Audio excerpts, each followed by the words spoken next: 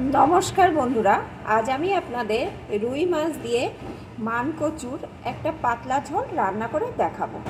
তার জন্য এখানে আমি একটু মানকচু ছোট ছোট টুকরো করে কেটে নিয়েছি। আর মানকচু কিন্তু খোসাটা একটু বেশি করে ফেলে দিতে হয়, তাহলে আর গলা চুলকানোর ভয় থাকে না। এখন বন্ধুরা আসুন, প্লিজ একটা লাইক দিয়ে দেখতে থাকুন আমি কেমন করে এই রুই মাছ দিয়ে মানকচুর ঝোল রান্না করছি। আমি জানি আপনারা অনেকেই এই রান্নাটা করেন, তবে আজ আমি কিভাবে করি সেটাই আজ আমি আপনাদের সাথে শেয়ার করব। কচুটা কিন্তু কেটে আমি আগে ভালো করে ধুয়ে রেখেছি। এখন এর ভিতরে আমি দিয়ে দেবো একটু জল,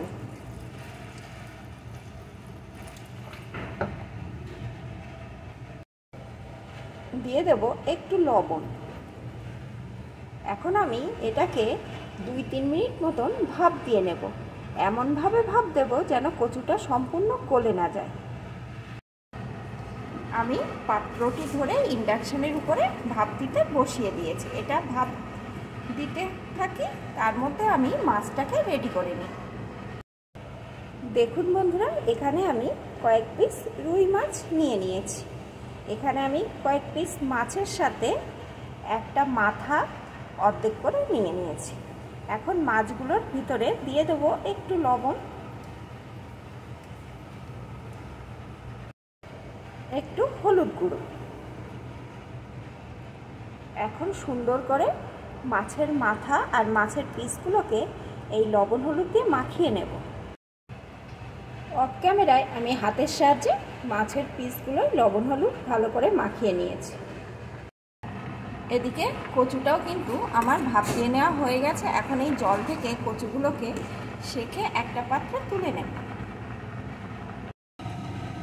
রান্নার জন্য এখানে আমি কড়াইয়ে পরিমাণ মতো সর্ষের তেল দিয়ে দিয়েছি। তেলটা গরম হয়ে গেছে। এখন আমি লবণ হলুদ মাখানো মাছগুলোকে এর ভিতরে দিয়ে প্রথমে ভেজে নেব।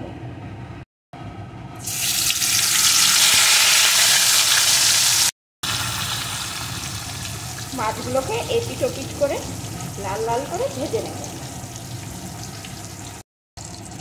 মাছের পিসগুলো আমি এপিট ওপিট করে সুন্দর ভেজে নিয়েছি। এখন তুলে নেব। মাছের পিসগুলো আমি তুলে নিয়েছি। এখন মুড়োটাকে দিয়ে ভেজে নেব।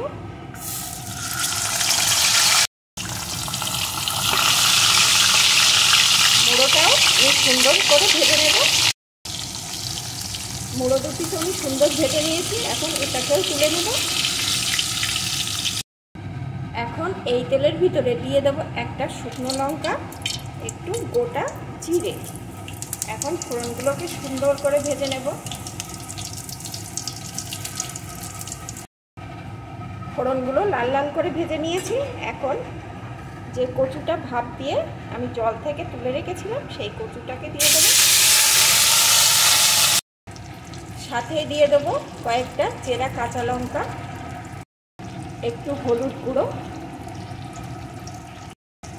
স্বাদ মতো লবণ। এখন বেশ কিছুক্ষণ সুন্দর করে ভেজে নেব।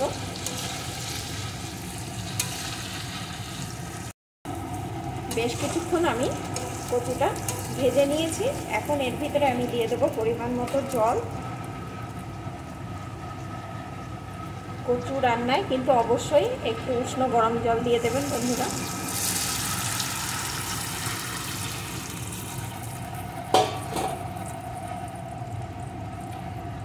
এখন একটু ফুটিয়ে নেব।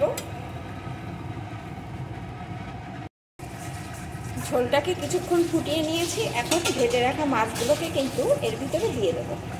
কচুটা যেহেতু ভাপ দিয়ে রাখা আছে আর ভালো করে ভেজে নেওয়া আছে, তাই সিদ্ধ হতে কিন্তু একটুও সময় লাগবে না।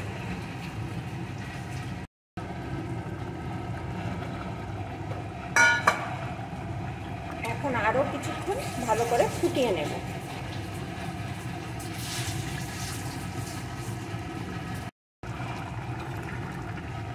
সব কিছু দিয়ে আমি ভালো করে কিন্তু ফুটিয়ে নিয়েছি। এখন কিন্তু কচুগুলো আমার সম্পূর্ণ সিদ্ধ হয়ে গেছে।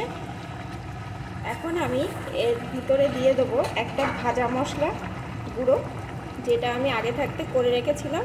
গোটা জিরে আর গোটা ধনে শুকনো কড়ায় ভেজে গুঁড়ো করে রাখা। সেই মশলার গুঁড়োটা এখন দিয়ে দিলাম, সাথে দিয়ে দেবো একটু গোলমরিচ গুঁড়ো। কচুর তরকারিতে এই গোলমরিচ গুঁড়ো দিলে যদি গলা ধরার ভয় থাকে সেটা কিন্তু আর থাকবে না। এখন ভালো করে একটু মিশিয়ে নেব।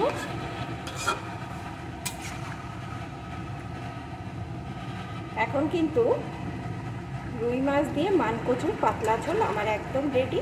বন্ধুরা, আমি নামিয়ে নেব। আপনাদের আমার রেসিপিটি কেমন লাগলো প্লিজ কমেন্ট করে জানাবেন, আর ভালো লাগলে কিন্তু অবশ্যই একটা লাইক করে দেবেন।